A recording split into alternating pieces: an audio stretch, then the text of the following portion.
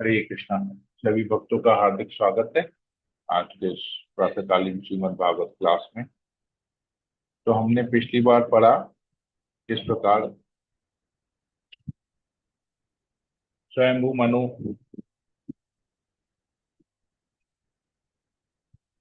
अपनी पत्नी और बेटी देवती के साथ कर्दम मुनि के पास आते हैं और बेटी का विवाह कर्दम मुनि से कराते हैं।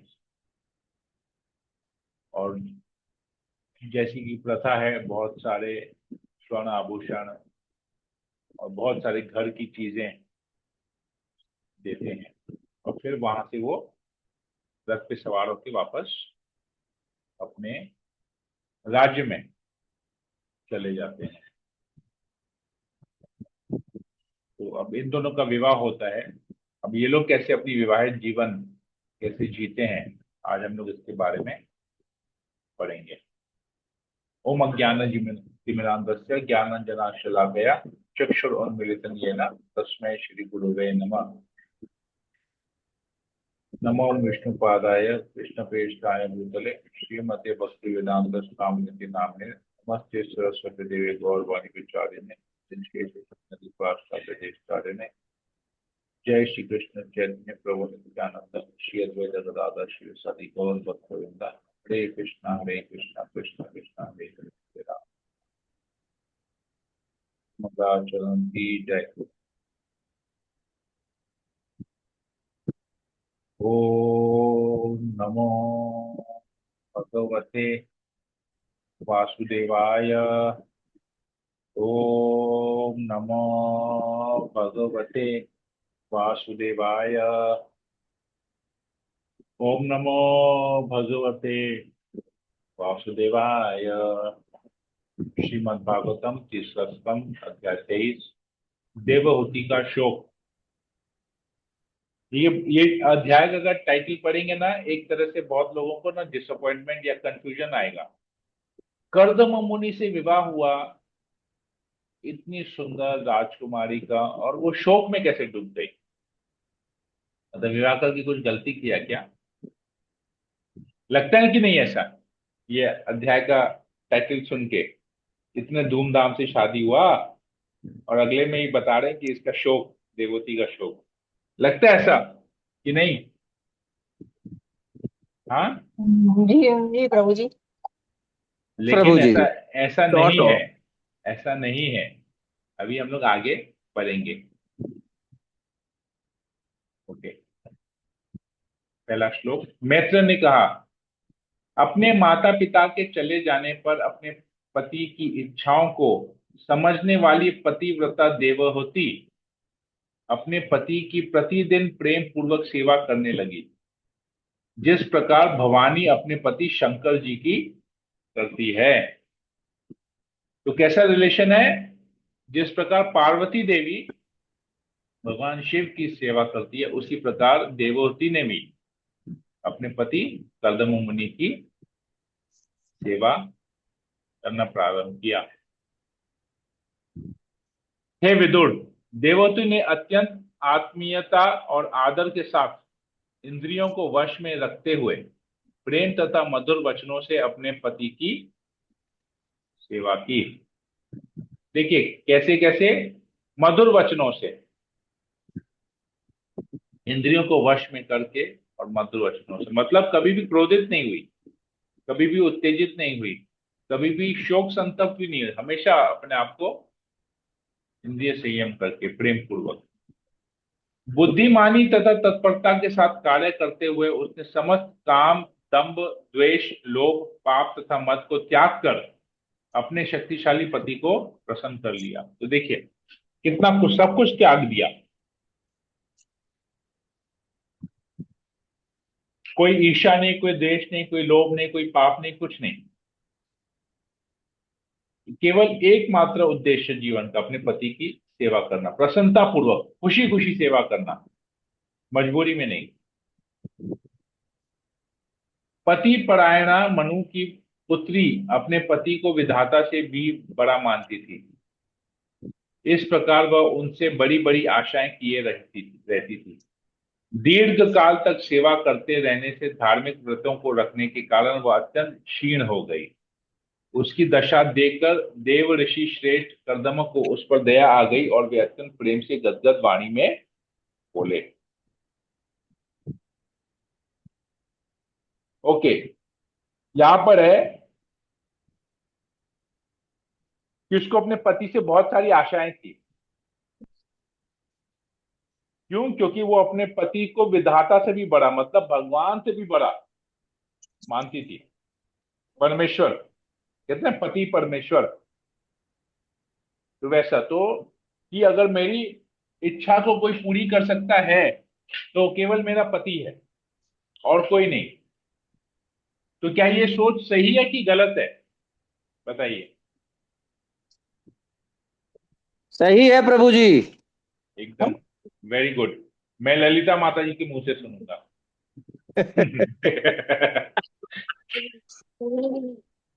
आप तो परमेश्वर बन गए, अपने आप को बना दिए, अपने आप को परमेश्वर। लेकिन माता जी से पूछेंगे कि वो गुण है कि नहीं। ओके, ठीक है। चलिए आगे बढ़ते हैं। ओके, तो इसमें और क्या है? उसने बहुत समय, दीर्घ काल, दीर्घ काल मतलब बहुत लंबे समय तक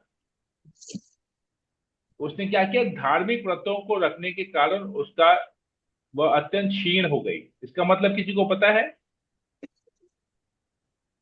क्या यहाँ पर समझाया जा रहा है? प्रभु जी, वो महलों में रहने वाली थी तो लेकिन बाद में पति की सेवा करते करते वो वैसा ही उन्होंने अपना जीवन अपना लिया था, जिसकी वजह से वो बहुत कमजोर हो गई। और अपना उन्होंने कुछ नहीं देखा, सिर्फ अपने पति का उसने ध्यान रखा, अपना ध्यान नहीं रखा। Right, very good. ठीक है, तो वो अत्यंत क्षीण हो गए केवल पति के बारे में। तो अभी उसकी ऐसी दशा को देखकर, देखिए, पूरे भूमंडल के राजा की बेटी क्या कर रही है? एक कुटिया में, एक आश्रम में, जंगल में एक आश्रम में अपने पति के साथ रह रही है, एक छोटी सी जगह में, और वहां पर तपस्या भी कर रही है, धार्मिक व्रत कर रही है, सारे व्रत। ऐशो आराम की जिंदगी नहीं, साधारण सी जिंदगी, और पति की सेवा कर रही है। तो अभी, क्योंकि उसकी केवल एक ही, उसकी उसको एक ही था कि जो भी मेरी इच्छा है वो मेरे पतिदेव में पूरा करेंगे, मुझे और कुछ नहीं चाहिए। ठीक है? और किसी के ऊपर निर्भर भी नहीं थी वो। तब कर्दम मुनि क्या कहते हैं अपनी पत्नी को? हे स्वयंभू मनु की मानिनी पुत्री, आज मैं तुम्हारी अत्यधिक अनुरक्ति तथा प्रेमपूर्ण सेवा से बहुत प्रसन्न हूं। क्योंकि देहधारियों को शरीर अत्यंत प्रिय है, अतः मुझे आश्चर्य हो रहा है कि तुमने मेरे लिए अपने शरीर को उपेक्षित कर रखा है। तो कैसे, देखिए कैसे संबोधित कर रहे हैं, एक एक वर्ड ना, इस अध्याय का एक एक वर्ड इतना इंपॉर्टेंट है, एक एक श्लोक इतना इंपॉर्टेंट है। आदर्श ग्रस्त जीवन कैसे बिताना चाहिए, इस अध्याय से हमको पता चलता है। ठीक है, तो सबसे पहले कैसे संबोधित कर रहे हैं? स्वयंभू मनु की पुत्री। और कौन सी पुत्री? माननी पुत्री, मतलब बहुत फेमस, मतलब अपने माता पिता की प्रिय, स्वयंभू मनु, जो पूरे भूमंडल के राजा हैं, उनकी पुत्री। तो उसको याद दिला रहे हैं कि वो कौन है, उसका किस परिवार से वो बिलोंग करता है। और क्या कहते हैं, लोगों को अपना शरीर बहुत प्रिय है, शरीर की सुंदरता बनाए रखने में वो सारा समय व्यर्थ करते हैं कि मेरा शरीर कैसे ठीक रहे, मैं सुंदर कैसे दिखूं, इसके ऊपर बहुत लोग सोचते हैं। लेकिन इसने क्या किया? शरीर के बारे में सोचा ही नहीं। और ये आश्चर्य की बात है कि स्त्री अगर अपने आप को श्रृंगार नहीं कर रही है, अपने शरीर का ध्यान नहीं रख रही है, तो ये आश्चर्य की बात है। ये क्या बात कदम मुनि भी बता रही थी, मुझे आश्चर्य हो रहा है।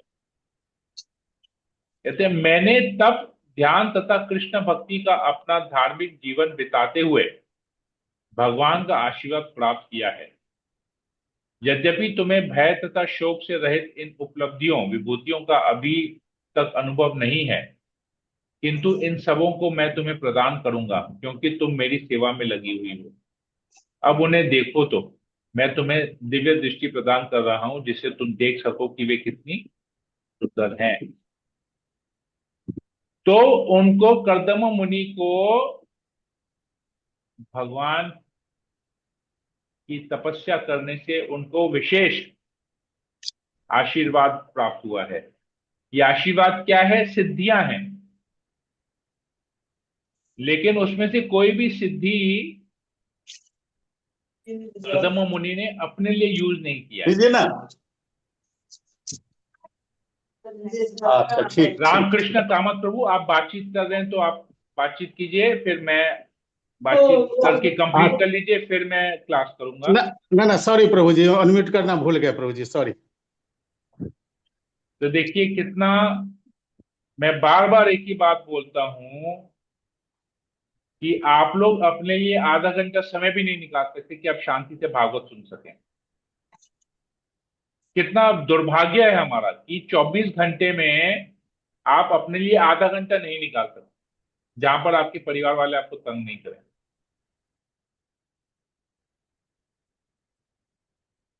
और हर दूसरे तीसरे दिन ये बात बोलने के बावजूद भी ये सब हो रहा है। इससे पता चलता है कि आपके भागवत के प्रति कितनी श्रद्धा है।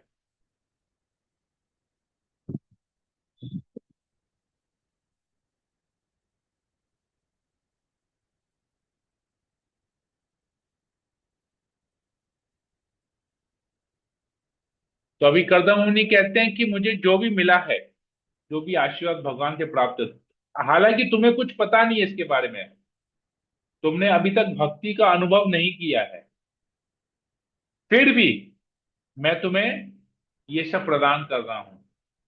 देखो, अब ये जो भगवान की जो कृपा है, इससे क्या हो सकता है तुम देखो। तो क्या करते हैं, भगवान की कृपा के अतिरिक्त अन्य भोगों से कौन सा लाभ है? सभी भौतिक उपलब्धियां श्री भगवान विष्णु के भ्रकुटी चालन से ही ध्वंस हो जाने वाली है। तुमने अपने पति की भक्ति करके वे दिव्य भेंटें प्राप्त की हैं और उनका भोग कर रही हो, जो राजमद तथा भौतिक संपत्ति से गर्वित मनुष्यों के लिए भी दुर्लभ है। तो कहते हैं कि भगवान की भक्ति करने से जो लाभ मिलता है,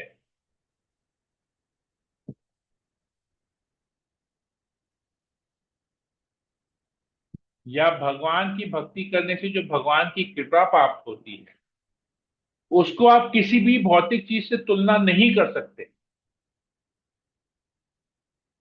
सर्वोपरि है, सबसे ऊपर है ये भगवान की भक्ति या भगवान की कृपा।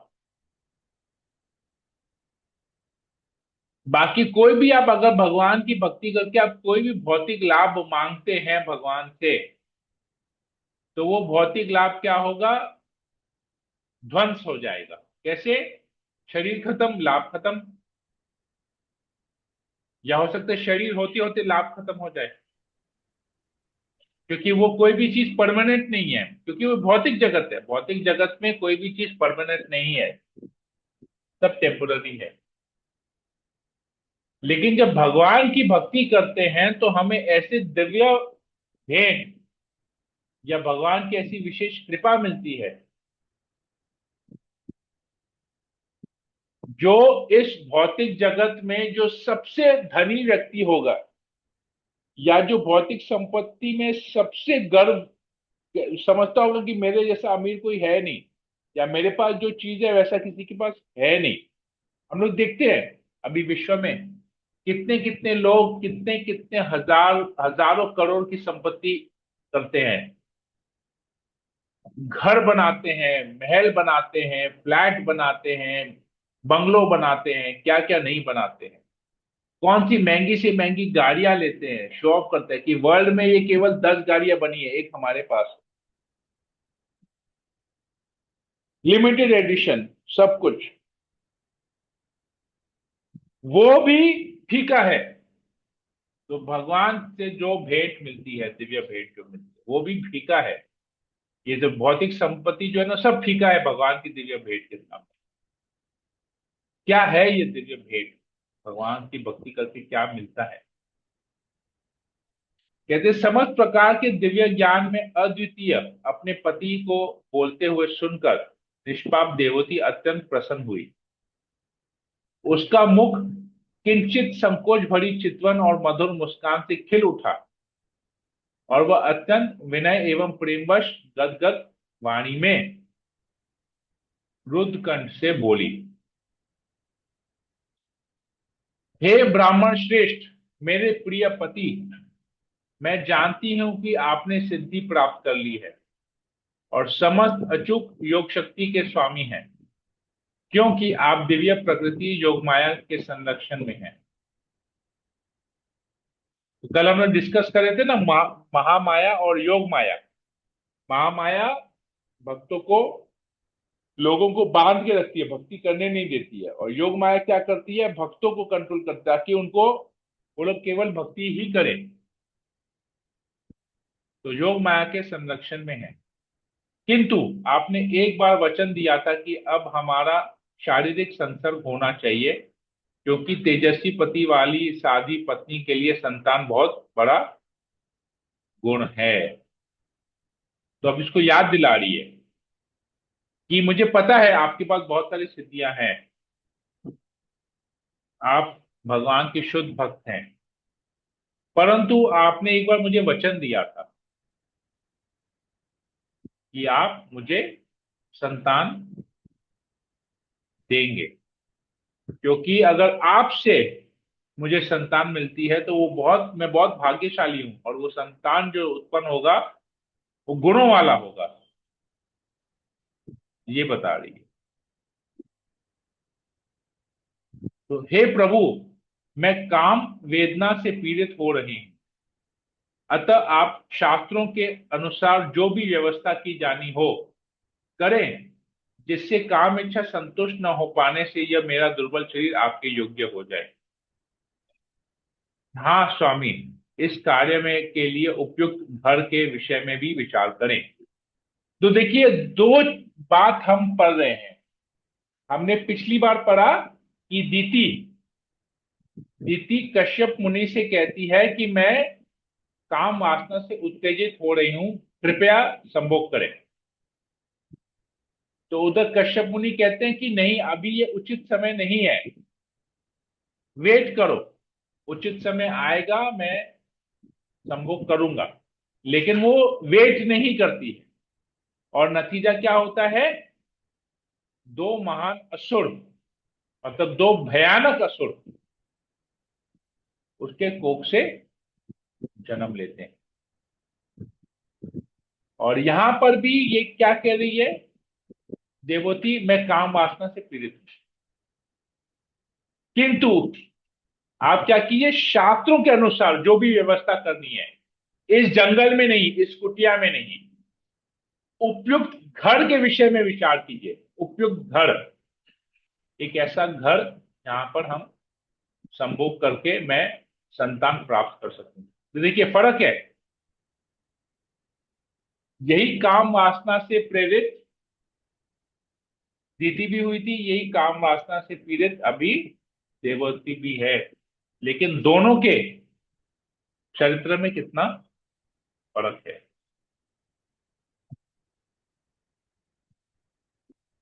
मैत्र ने आगे कहा, हे विदुर, अपनी प्रिया की इच्छा को पूरा करने के लिए कर्दम मुनि ने अपनी योग शक्ति का प्रयोग किया और तुरंत ही एक हवाई महल, विमान, मतलब एक इतना बड़ा विमान बनाया, उस विमान के ऊपर पूरा एक महल था, उत्पन्न कर दिया, जो उनकी इच्छा अनुसार यात्रा कर सकता था। मतलब कहीं पर भी वो जा सकते हैं उस विमान लेके, कहीं रोक टोक नहीं है, विमान तो कोई वो नहीं है। यह सभी प्रकार के रत्नों से जटित, अब विमान का और उस महल का, हवा महल का, उस विमान में जो महल बनाया उसका पूरा डिस्क्रिप्शन आता है।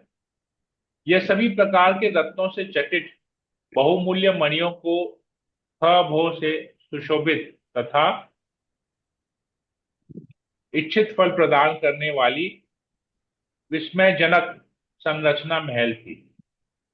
यह सभी प्रकार के साज सामान तथा संपदा से सुसज्जित था, जो दिन प्रतिदिन बढ़ने वाले थे। यह प्रासाद दुर्ग सभी प्रकार की सामग्री से सुसज्जित सुसज्जित था, और यह सभी ऋतुओं में सुखदायक था। वह चारों ओर से पताकाओं, बंधनवारों तथा नाना विधिक रंगों की कलाकृतियों से सजाया गया था। यह आकर्षक पुष्पों के हारों से, जिसमें मधुर गुंजार करते घोड़े आकृष्ट हो रहे थे, तथा लिनेन, रेशमी तथा अन्य तंतुओं से बने पर्दों से शोभायमान था। तो क्या क्या था इसमें? रत्न जड़े हुए थे, और क्या था यहाँ पर? सभी सात सामग्री थी, मतलब पूरा डेकोरेशन का जो जो चीज डेकोरेशन के लिए चाहिए वो सब कुछ उसमें पूरा डेकोरेशन किया हुआ था। और ये ऐसा जगह था जहां पर सभी ऋतु, सारे जो मौसम है, जितने भी 7 सीजन हम कहते हैं, वो सुख देते थे। जैसे हमारे यहाँ पर क्या है, गर्मी पड़ती है तो दुख देता है। गर्मी का मौसम दुख देता है कि नहीं देता है, बताइए। यस प्रभु। बारिश का मौसम दुख देता है कि नहीं देता, जब कपड़े सूखते नहीं है, धोने धोने के बाद सुखाने जाते हैं, बाहर डालते हैं, बारिश पड़ता है, फिर उतार के फिर अंदर डालते हैं, 2-2 दिन तक सूखते नहीं है, पंखा चला के रखना पड़ता है। तो दुख है कि नहीं बारिश का मौसम? यस प्रभु। वर्षा ऋतु दुखदायक है। आप ही को यह लगता है, और किसी को नहीं है? और किसी और सबको लगता है गर्मी में बहुत आनंद आता है, नहीं नहीं बारिश में प्रभु भी जी, बहुत सबको आनंद दुख आता होता है? है। नहीं प्रभु, ओके, कोई सबको जवाब कष्ट नहीं होता दे है रहा है। प्रभु। पर ओके, वर्षा ठंडी में दुखदाई ठंडी नहीं में ठंडी में ठंडी में मजा आता है? है। जी नहीं प्रभु। प्रभु, ठंडी में हर मौसम अपना आनंद देता है। अच्छा, आपको हर मौसम में आनंद आता है? कौन सा आनंद आता है कष्ट भी बताइए। देता है, आनंद देता है और प्रभु, वर्षा दोनों के देता बिना है। तो कुछ चलेगा ही नहीं, हमारी अनाज कहाँ से उत्पन्न होंगे, फल अच्छा, वो फ्रूट कहाँ मैं से। आप जनरल पब्लिक के बारे में मत सोचिए, इधर पर्सनल बात हो रही है। एक्सेप्शन। मेरे को तो हर चारों मौसम दे में आर फ्यू आनंद आता है, गर्मी एक्सेप्शंस। थोड़ा कम। अच्छा, अभी बहुत जोर की बारिश पड़ रही हो और आपको जरूरी किसी सेवा में जाना हो, तो आप क्या करेंगे? रेनकोट पहन के चल। इतना जोर का हवा लग रहा है कि छाता जो है उड़ जाएगा, और इतना जोर रेनकोट का ले लेंगे, बारिश हो रहा है कि आपको कोई भी ट्रांसपोर्ट नहीं मिलेगा। पूरा रास्ता पानी से भरा हुआ है, गाड़ी लेके जाएंगे तो गाड़ी बंद हो पड़ जाएगी। बताइए, टैक्सी नहीं मिल रहा है, उबर बुक नहीं हो रहा है, इतना जोर का बारिश हो रहा है, और आपको लेकिन काम पे जरूरी जाना है, सेवा पे जरूरी जाना है। अब बताइए। अगर भगवान चाहेंगे तो होगा, अब वो अपना भगवान का नाम मत लीजिए यहाँ पर। भगवान को साइड रखिए अभी। नहीं नहीं, उनके बिना कैसे कुछ भी सोच सकते हैं। अभी भगवान को साइड रखिए, हम पर्सनल पूछ रहे हैं कि अभी हम आपको उन्हीं जरूरी पे काम से डिपेंड हो जाना है। जाते हैं, हर पर्सनल कामों मान को। लीजिए, चलिए अभी आपको ट्रेन पकड़ना है यात्रा में जाने के लिए, आपका पूरा पैसा जमा हो गया, आपने 50,000 रुपया यात्रा के लिए दे दिया है। अभी आपको ट्रेन पकड़ना है और आपको जोरदार बारिश हो रही है, पूरा पानी से भरा हुआ है, और आपको टैक्सी नहीं मिल रही है। वो डेस्परेट थे, तो भगवान के ऊपर छोड़ देंगे प्रभु जी। 4 महीना अब से। तो बिल्कुल छोड़ देंगे, अब तो तो हम कुछ नहीं कर सकते। ओके, तो दुख होगा कि सुख होगा, बताइए। संभाव रहना चाहिए, वो वाली बात अगर रहना याद आ चाहिए छोड़ दीजिए, रहना नहीं, तो बहुत रहना कुछ चाहिए, चाहिए। याद आ गई तो चुप हो जाएंगे, वरना दुखी होंगे। वरना दुख में होंगे, राइट। मतलब 100% आप सुख में रहेंगे इसका गारंटी नहीं है। नहीं है, गारंटी नहीं है। At the end of the day यही है, इसका निष्कर्ष यही निकलता है कि आप सुखी रहेंगे इसका गारंटी नहीं है, राइट। लेकिन राइट प्रभु। यहां पर हम क्या पढ़ रहे हैं? सभी रीतियों में सुखदायक है, मतलब गारंटी है।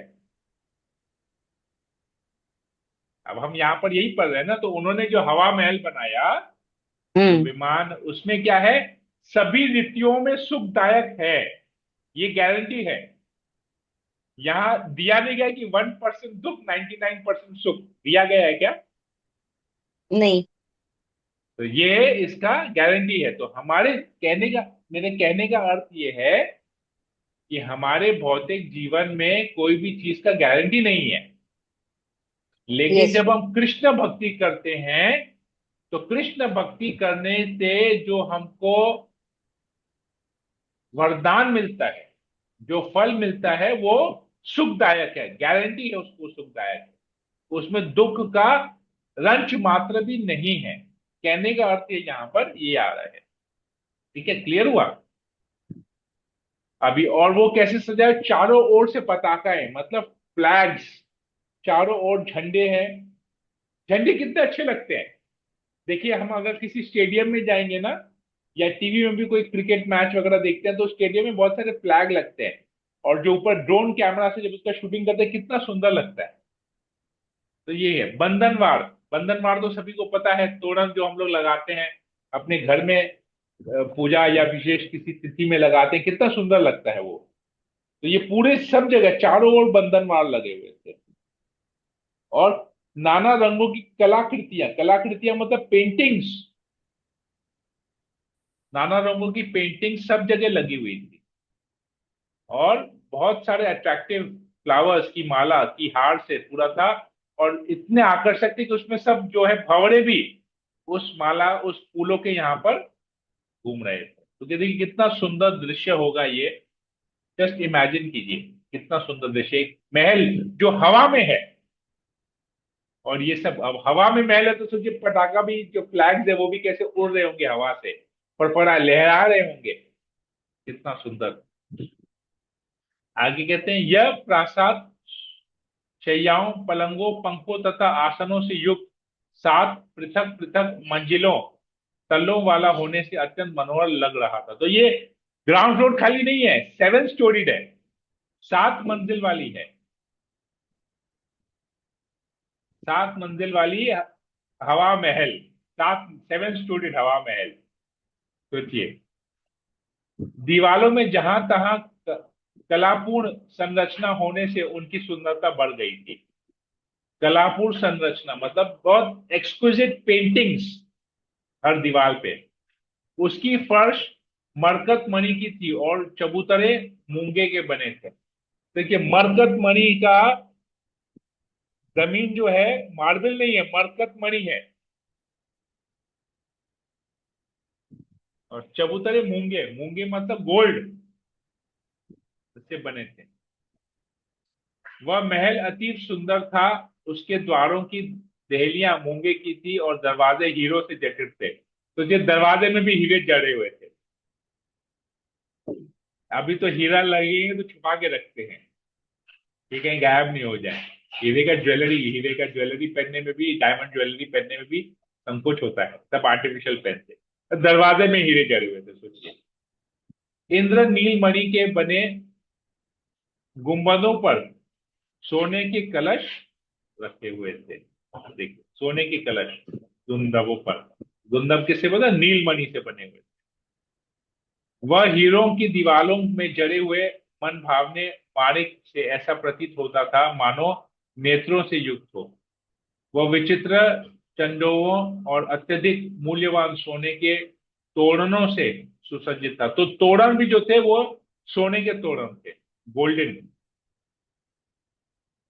उस प्रासाद में जहां तहां जीवित हंसों तथा कबूतरों के साथ ही कृत्रिम हंस तथा कबूतर इतने सजीव थे कि असली हंस उन्हें अपनी ही तुल्य सजीव पक्षी समझकर अपनी गर्दनें ऊपर उठा रहे थे। इस प्रकार वह प्रासाद इन पक्षियों के ध्वनियों से गूंज रहा था। तो वहां पर जो डेकोरेशन में जो हंस और कबूतर लगाए हुए थे वो रियल लग रहे थे। इतने रियल थे कि जो एक्चुअल में जो हंस और कबूतर थे वो उनको देख रहे थे कि अरे ये लोग भी कहां से आ गए। जैसे हम लोग जाते हैं ना वैक्स म्यूजियम, वैक्स म्यूजियम कोई गया है? वैक्स म्यूजियम, तो वैक्स म्यूजियम में जो पुतले बने हुए रहते हैं कितने रियल यस लगते हैं, कितने रियल लगते हैं। प्रभु। तो ये भी उसी प्रकार के। तो ये सोचिए, ये वैक्स म्यूजियम का कंसेप्ट भी आध्यात्मिक जगत से आया है, कर्दम मुनि से आया है ये आइडिया जो है। उस प्रासाद में क्रीड़ा स्थल, विश्राम घर, शयन गृह, आंगन तथा चौके थी जो नेत्रों के सुख देने वाली थी। इन सबसे स्वयं मुनि को विस्मय हो रहा था। तो क्रीड़ा स्थल थी, मतलब काम करने, ऑफिस, ऑफिस भी था, विश्राम घर, आपका रेस्ट रूम भी था, शयन गृह, स्लीप बेडरूम भी था, आंगन, गार्डन भी था, चौके भी थी। सोचिए, ये सब कुछ था वहां पर उसमें।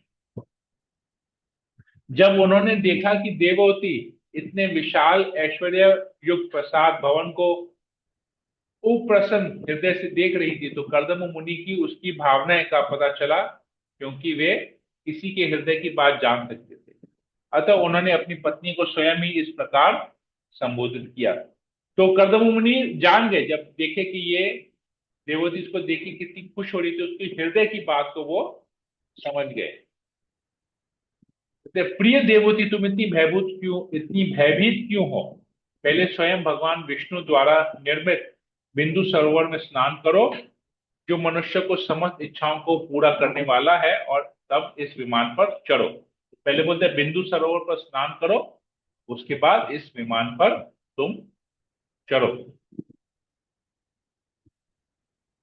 तो कमल लोचन देववती ने अपने पति की आज्ञा मान ली। मैले कुचले वस्त्रों तथा सिर पर बालों के जटों को के कारण वह आकर्षित नहीं दिख रही थी। उसके शरीर पर धूल की मिट्टी परत चढ़ी थी, धूल की मोटी परत चढ़ी थी, और उसके स्तन कांतिहीन हो गए थे। किंतु उसने सरस्वती नदी के पवित्र जल से भरे सरोवर में डुबकी लगाई। उसने सरोवर के भीतर एक घर में 1000 कन्याएं देखी, जो सब की सब अपनी किशोर अवस्था में थी और कमलों के समान सुगंधित थी। उसे देखकर वे तरुणियां सहसा उठ खड़ी हुई और हाथ जोड़कर कहा, हम आपकी दासी हैं, कृपा करके बताएं कि हम आपके लिए क्या करें। देववती के प्रति अत्यंत सम्मान प्रदर्शित करने वाली कन्याएं उसे बाहर लाई और बहुमूल्य तेलों तथा उबटनों को लगाकर नहलाया और उसे महीन निर्मल नए वस्त्र पहनने को दिए। तब उन्होंने उसे उत्तम तथा बहुमूल्य आभूषणों से सजाया, जो चमचमा रहे थे। फिर उन्होंने सर्वगुण संपन्न भोजन तथा मधुर मादक पेय पदार्थ आश्वम प्रदान किए।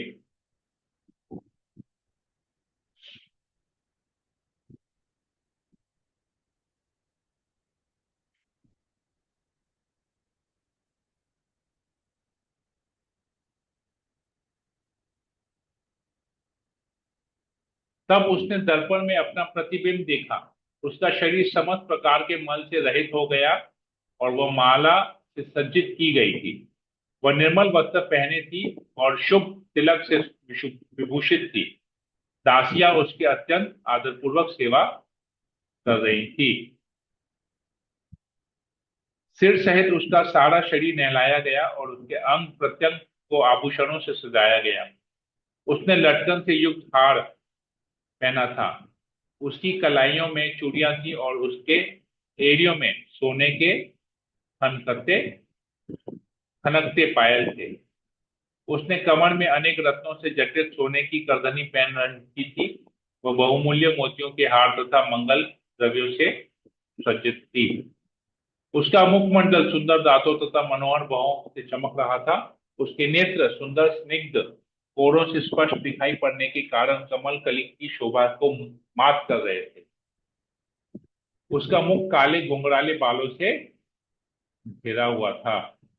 जब उसने ऋषियों के अग्रगण्य अपने परम प्रिय पति कर्दम मुनि का स्मरण किया, तो वो अपनी समस्त दासियों सहित वहां प्रकट हो गई जहां मुनि थे। अपने पति को की उपस्थिति में अपने चारों ओर 1000 दासियों और पति को योग शक्ति देखकर वह अत्यंत चकित थी। मुनि ने देखा कि देववती ने स्नान कर लिया है और चमक रही है, मानो वह उनकी पहले वाली पत्नी नहीं है।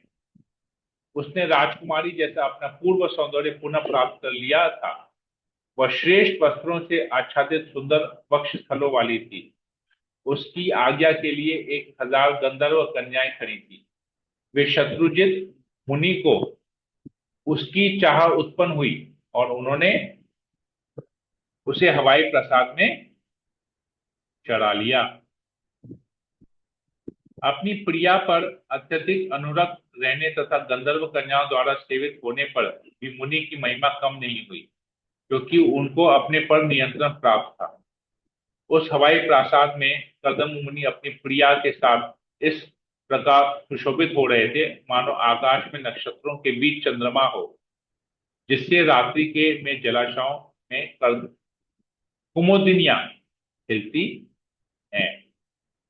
उस हवाई प्रासाद में आरूढ़ हो वे मरु पर्वत के सुखद घाटियों में भ्रमण करते रहे, जो शीतल मंद तथा सुगंध वायु से अधिक सुंदर होकर काम वासना को उत्तेजित करने वाली थी।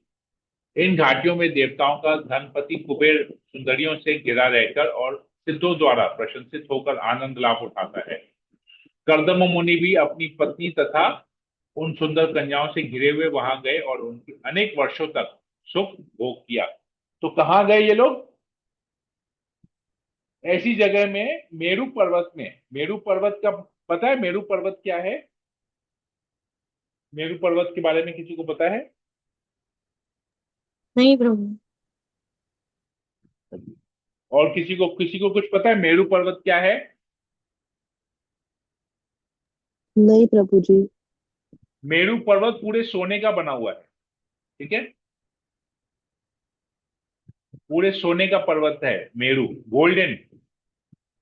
और वहां पर बहुत, मतलब बहुत सुंदर वहां पर घाटियां हैं, शीतल जल है, वाटरफॉल्स है, पॉन्ड्स है, लेक्स है, बहुत सुंदर है, झील है, बहुत सुंदर गार्डन्स हैं। और वहां पर कौन रहते हैं? कुबेर रहते हैं। कुबेर, कुबेर कौन है पता है?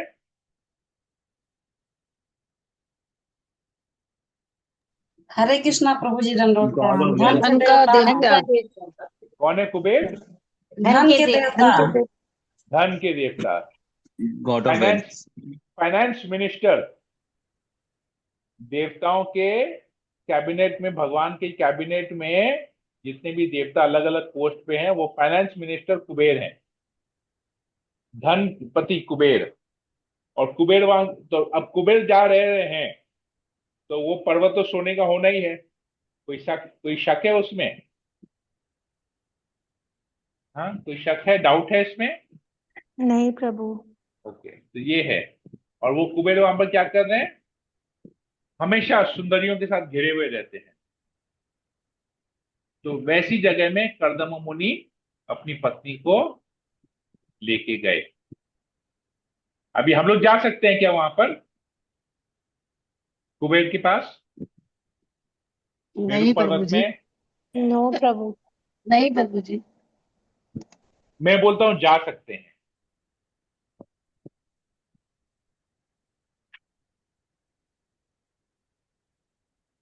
कैसे अच्छा, प्रभु जी? आप लोग क्यों नहीं जा सकते बताइए? बताइए, भक्ति आप लोग करके क्यों जा नहीं जा सकते हैं। सकते हैं? हाँ? भक्ति करके जा सकते हैं। नहीं नहीं, No, जिसने we are बोला not नहीं जा devtas. सकते हैं उससे पूछ रहा हूं कि क्यों नहीं जा सकते? We are not devtas. Okay, मतलब वहां जाने के लिए We are देवता human बनना beings. पड़ेगा। देवता बनना पड़ेगा, देवता का शरीर चाहिए बेसिकली, तभी वहां जा Right. सकते हैं। ह्यूमन बॉडी में नहीं जा सकते हैं। तो मैं भी वही बोल रहा हूँ, ह्यूमन बॉडी में नहीं जा सकते, देवता की शरीर में Human जा body. सकते हैं। तो अगर वहां जाना है तो आपको कृष्ण भक्ति छोड़ के कुबेर की भक्ति करनी पड़ेगी। भगवान क्या कहते हैं? अंत काल में जिसका जैसा भाव रहता है उसको वैसी गति प्राप्त होती है। तो आप अगर कुबेर का भाव रखेंगे, कुबेर का स्मरण करेंगे, तो कुबेर जहां पर रहते हैं वहां जाएंगे। और अगर कृष्ण भक्ति करते, कृष्ण का स्मरण करते हैं, तो कृष्ण जहां रहते हैं वहां जाएंगे। ठीक है, क्लियर हुआ? Yes. Yes, Prabhu. तो चॉइस है आपके पास, जाना है कि नहीं, स्वर्ग जाना है कि वैकुंठ जाना है, आपके पास चॉइस है। हाँ, दोनों चॉइस है। लेकिन यहां पर कर्दम मुनि ने जो ये हवाई विमान जो बनाया, हवा महल जो विमान के ऊपर बनाया, वो उनकी इच्छा से कहीं पर भी जा सकता था, उनके लिए रोक टोक नहीं थी, कहीं पर भी वो जा सकता था। ठीक है, तो भगवान की भक्ति करके आप कहीं पर भी जा सकते हैं। ठीक है, पर वैसा भक्ति करना पड़ेगा, या अपने पति को ऐसा भक्त बनाना पड़ेगा। तो पति की कृपा से पत्नी, जैसे यहां पर तो देवती पति की कृपा से गई, ठीक है। तो जो माताओं के पति भक्त नहीं उनको भक्त बनाइए, और जो पति भक्त है, माताएं भक्त नहीं है, तो पति को ऐसी भक्ति करनी चाहिए कि वो माता को लेके जा सके, ठीक है। आगे बढ़ते हैं। अपनी पत्नी से संतुष्ट होकर वे इस विमान में न केवल मरु पर्वत पर ही वरन वैश्राम्भक, सुरसेन, नंदन, पुष्प भद्रक तथा चैत्ररथ्या में और मान सरोवर के तट पर भी विहार करते रहे। तो सब जगह वो घूमने गए, सब जगह रहे। वे रास्ते में विभिन्न लोगों से होकर उसी तरह यात्रा करते रहे जिस प्रकार वायु प्रत्येक दिशा में आबाद रूप में चलती रहती है। उसी मान तथा कांतिमान हवाई प्रासाद में जो उनकी इच्छा अनुसार उड़ सकता था, बैठकर वे देवताओं से बाजी मार ले गए। जिन्होंने पूर्ण पुरुषोत्तम भगवान के चरण कमलों की शरण प्राप्त कर ली है, उन दृढ़ प्रतिज्ञ मनुष्य के लिए कौन सी वस्तु दुर्लभ है। उनके चरण तो गंगा जैसे पवित्र नदी के उद्गम है, जिसने सांसारिक जीवन में समस्त अनिष्ट दूर हो जाते हैं। तो भगवान के भक्तों के लिए ये सब दुर्लभ नहीं है, बहुत इजी है, सुलभ है। दुर्लभ नहीं है इसका मतलब है सुलभ है भगवान के भक्तों के लिए। और हम सोचते हैं कि हम नहीं जा सकते, मतलब हम भक्त नहीं है, इसलिए हमको बहुत चीज कठिन लग रहा है। जब भक्त बनेंगे तो सब कुछ सुलभ हो जाएगा। अपनी पत्नी को अनेक आश्चर्यों से पूर्ण ब्रह्मांड गोलक तथा इसकी रचना दिखलाकर परम योगी कर्दम मुनि अपने आश्रम में लौट आए। तो पूरे मतलब स्पेस में भी चले गए, स्पेस में चले गए, वहां से उनको दिखाया, देखो ये पृथ्वी है, ये पूरा ब्रह्मांड है, देखो इतने बाहर चले गए और वापस कहा, अपनी आश्रम में वापस लौट आए। अपने आश्रम लौटने पर उन्होंने मुनि की पुत्री देवती के सुख लिए, जो रति सुख के लिए अत्यधिक उत्सुक थी, अपने आप को 9 रूपों में विभक्त कर लिया। इस प्रकार उन्होंने उसके साथ अनेक वर्षों तक विहार किया, जो एक क्षण के समान व्यतीत हो गए। उस विमान में देवती अपने पति के साथ उत्कृष्ट एवं कामेच्छा बढ़ाने वाली सेज में स्थित रहकर जान भी न पाई कि कितना समय कैसे बीत गया। रति सुख के उत्कट इच्छुक पति पत्नी योग शक्तियों के बल पर विहार करते रहे और 100 वर्ष अल्पकाल के समान व्यतीत हो गए। शक्तिमान कर्दम मुनि सबों के मन की बात जानने वाले थे और जो कुछ मांगे उसे वही प्रदान कर सकते थे। आत्मा के ज्ञाता होने के कारण वे देवती को अपनी अर्धांगिनी मानते थे। अपने आप को 9 रूपों में विभक्त करके उन्होंने देवती के गर्भ में 9 बार वीर्यपात किया। उसके तुरंत बाद उसी दिन देवती ने 9 कन्याओं को जन्म दिया, जिनके अंग अंग सुंदर थे और उनसे लाल कमल की सी सुगंधी निकल रही थी। जब अब उसने देखा कि उसके पति ग्रह त्याग करने ही वाले हैं, तो वह बाहर से हंसी, किंतु हृदय में अत्यंत विकल और संतप्त थी। वह खड़ी थी और मणितुल्य नाखूनों से मंडित अपने पैर से पृथ्वी को कुरेद रही थी। उसका सिर झुका था और वह अपने आंसुओं को रोककर धीरे धीरे मोहक वाणी से बोली। देवती ने कहा, हे स्वामी, आपने जितने वचन दिए थे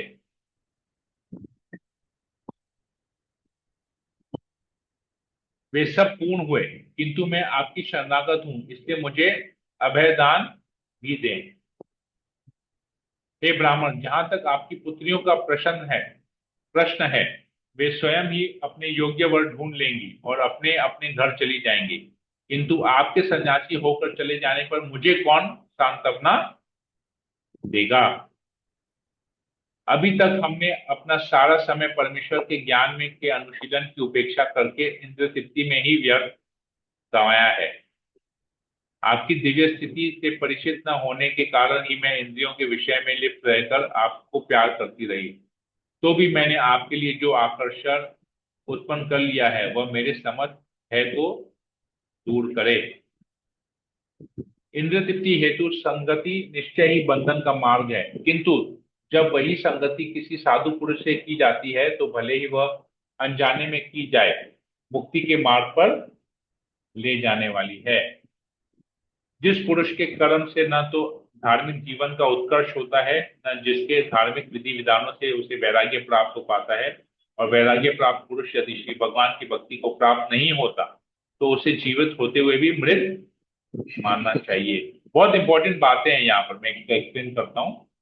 हे स्वामी, मैं निश्चित रूप से श्री भगवान की अलंघ्य माया द्वारा बुरी तरह से ठगी हुई हूँ, क्योंकि भव बंधन से मुक्ति दिलाने वाली आपकी संगति में रहकर भी मैंने मुक्ति की चाहत नहीं की।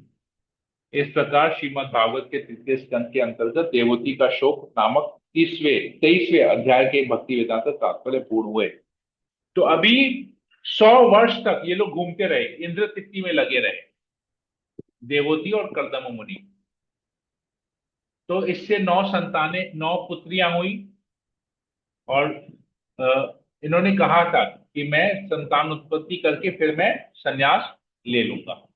अभी देवोती अब ये निकल रहे हैं संन्यास के लिए, तो देवोती तुरंत बाहर आई, बाहर से हंस रही थी कि अंदर से उसको बहुत दुख था, और सिर झुकाकर बोल रही थी कि मुझे जो समय कृष्ण भक्ति में लगाना चाहिए था आपके साथ, मैंने उस समय को व्यर्थ गवा के इंद्र तृप्ति में आपके साथ वो समय व्यतीत किया। तो जो व्यक्ति ऐसा करता है, जो व्यक्ति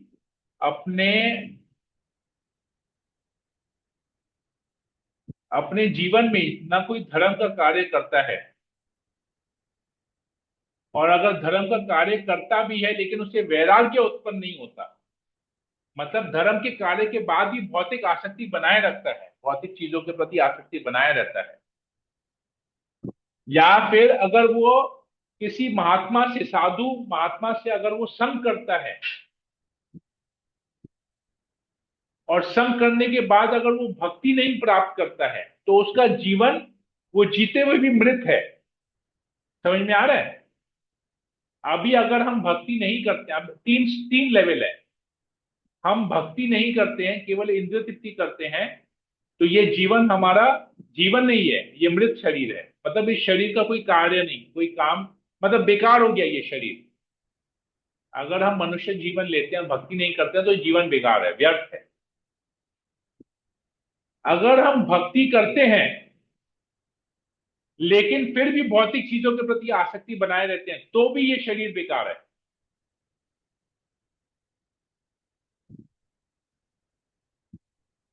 अगर हम गुरु की कृपा लेते हैं,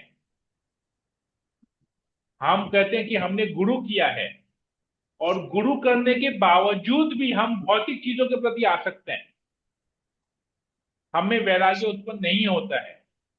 गुरु करने के बाद भी अगर हम अभी भी इंद्रिय तृप्ति कर रहे हैं या भौतिक चीजों में आसक्त है, तो भी हमारा जीवन मृत है। समझ में आया अभी क्या कह रहे हैं यहां पर? इसका मतलब Yes, ये प्रभु है, इसका मतलब ये है कि हमको भक्ति करनी चाहिए, गुरु का शरण ग्रहण करना चाहिए, और गुरु के मार्गदर्शन में रहना चाहिए, अपना बुद्धि नहीं लगाना चाहिए। गुरु जो बोले वही हमको करना चाहिए, इसके अलावा कुछ नहीं करना है।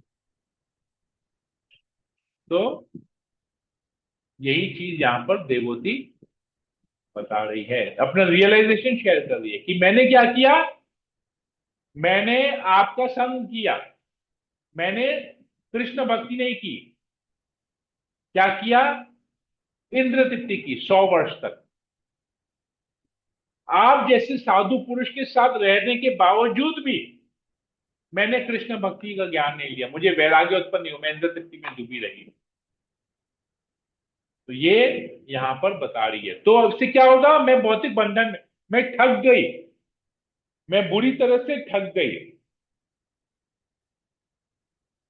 क्योंकि मुझे जहां पर आपका संग करके भक्ति प्राप्त करनी थी, मैंने वहां पर आपका संग करके भोग किया, तो ये मैंने अपना जीवन व्यर्थ। हरे कृष्णा। यहीं पर ही रखते हैं। किसी को कोई प्रश्न हो? नो प्रभु। हरे हरे कृष्णा। कृष्णा प्रभु जी, दंडवत प्रणाम। बोलिए। प्रभु हम लोग भक्ति हम लोग कर रहे हैं, जिसे गुरु का ज्ञान ले रहे हैं, जिसे आपका चाहे कोई भी गुरु का ज्ञान ले रहे हैं, आप भक्ति अच्छे से कर रहे हैं, तो हम लोग को माने ऐसे है कि माने भौतिक चीजों से एकदम आसक्ति हटा लेना है। उसमें माने हाँ, भौतिक चीज में देखिए, रहना है माने। भौतिक चीज के प्रति आसक्ति तभी हटेगी जब हाँ भक्ति ठीक से करेंगे। जी प्रभु। भक्ति ठीक से नहीं हो रहा बोल के आसक्ति बनी हुई है। हाँ, आसक्ति अब नहीं भौतिक हटेगी। जगत में भी रहना है। भौतिक जगत के प्रति आसक्ति नहीं हटेगी। आसक्ति भगवान के प्रति करनी है। ये मत सोचिए कि जी हम इसको त्यागेंगे नहीं। कहने का अर्थ है कि जो भी चीज है हमको उसको हम भगवान की सेवा में लगाएंगे तो उस चीज के प्रति आसक्ति हट जाएगी, भगवान के प्रति आसक्ति आ जाएगी, फिर उस चीज के प्रति जी आसक्ति नहीं प्रभु। होगी। ठीक है। हाँ, भौतिक चीजों से हटा के भगवान के चरणों में लगाना है। राइट। वही आसक्ति उनके चरणों में लगाना है। स्वयं भोग नहीं करना है, भगवान को भोग नहीं, करके फिर अपने को लेना भगवान तो है। पर हाँ, भगवान परम राइट। भोक्ताराम है। हाँ। तो राइट। भौतिक जगत आप में तो रहना है, अभी आप भक्ति शास्त्री का स्टूडेंट की तरह बात कर रहे हैं। भौतिक हरे जगत में कृष्णा। रहना है प्रभु। अब भौतिक यस। लोगों के संग रहकर हम लोगों को हट के रहना है, कट के रहना है। यस। हम राइट। लोगों को आसक्ति नहीं रहा, सब बात करेंगे सबसे, लेकिन उतना उसमें आसक्ति नहीं होंगे। और राइट। वैसे ही भक्ति चीजों में मैंने भक्ति चीज को मैंने हम लोग व्यवहार में रखेंगे, लेकिन उसमें आसक्ति नहीं रखेंगे और भगवान के चरणों में आसक्ति रखेंगे। यही समझ में आ रहा राइट। है। एकदम एकदम परफेक्ट समझ में आया आपको, एकदम परफेक्ट। हरी बोल। हरे कृष्णा परफेक्ट प्रभु एकदम। जी, हरे दंडवत कृष्णा। प्रणाम। ओके, और किसी को कुछ पूछना है, कुछ बोलना है? हरे कृष्ण प्रभु। हरे कृष्णा विनीता माता जी। यस, बोलिए। जैसे कि हम लोग की फैमिली में, जैसे कि मेरे को है कि मैं भक्ति करूं, थोड़ा आगे बढ़ूं, पर हाँ। बाकी मेंबर्स, जैसे मेरे बेटे हुए, मेरे हस्बैंड हुए, हाँ। तो उनसे आसक्ति नहीं रखी। और तो मतलब फिर क्या फीलिंग रहेगी, एक बॉन्डिंग क्या रहेगी, कैसे फिर डील करेंगे, तो वो कटेगी नहीं। It is very simple. आपको ये देखना है, जैसे कुंती महारानी की प्रार्थना थी। कुंती महारानी की प्रार्थना क्या थी?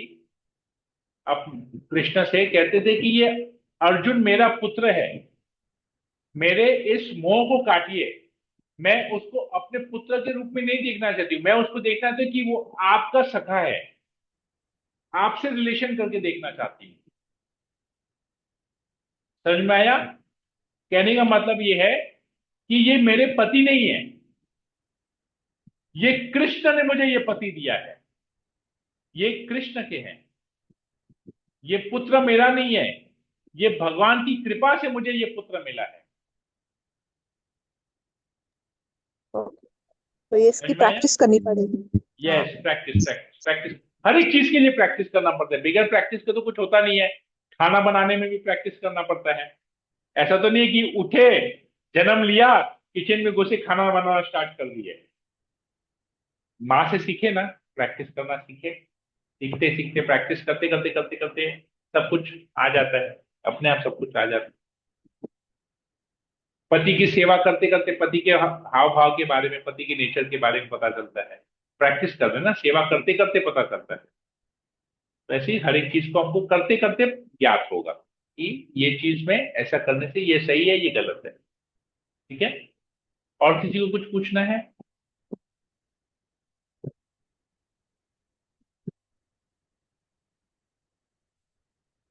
हरे कृष्णा प्रभु जी, दंडवत प्रणाम। प्रभु बोलिए। जी मतलब जैसे हम लोग अच्छे से अगर भक्ति करते हैं, तो भगवान के अच्छे गुण हम लोग के अंदर आने लगते हैं। जैसे देवी देवता देवताओं के चाहे देवताओं के भगवान। गुण, देवताओं के गुण आपके अंदर आ हाँ जाएंगे। हाँ, शास्त्र में देवी ये श्लोक देवताओं को आता है। अच्छे राइट। हाँ आने लगते हैं हम लोग के अंदर, क्योंकि उन वो अंशी है, हम लोग अंश है, हमरा जैसे एक सबसे दूध के पहले समान है। सबसे पहला गुण आएगा कांति। मतलब आपके चेहरे में एक तेज आएगा। अगर आप भक्ति अच्छी तरह से करेंगे ना, आपके चेहरे में एक तेज आएगा, आप लोग आपका चेहरा देख के आकर्षित हो जाएंगे। एक तेज आ जाएगा, हाँ आपकी वाणी से आकर्षित हो जाएंगे। मधुर वाणी मधुर हो जाएगी, चेहरे में तेज आएगा। ये हाँ, तो उनके धीरे धीरे गुण हम लोग माने जैसे चुंबक खींचने लगता है, उसी तरह से हम लोग मतलब उनका हाँ। गुण खींचने लगते हैं अच्छे से। राइट। हरे कृष्णा प्रभु जी, धन्यवाद प्रणाम। हरे कृष्ण। ओके, क्लियर हुआ? ठीक है। और किसी को कुछ पूछना है? सेशन को एंड करते हैं।